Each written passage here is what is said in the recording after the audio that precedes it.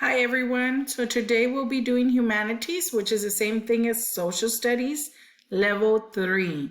So for these assignments, we have Jonathan, Victor, and Jeronimo. So let's get started.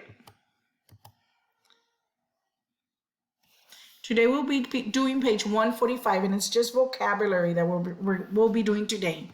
So go ahead and look for this worksheet. In the bottom it says page 145. And let's start. Terrorism. Using violence to get control of a country. Globalization.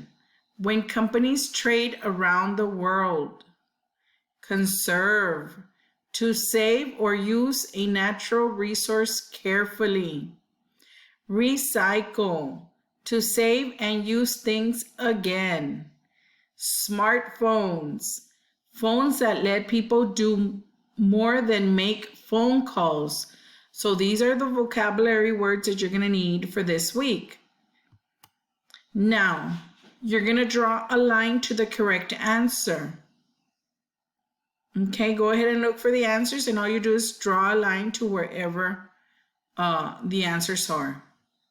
So once you're finished, please upload to Teams or send to your teacher. And if you have any questions, go ahead and call your teacher.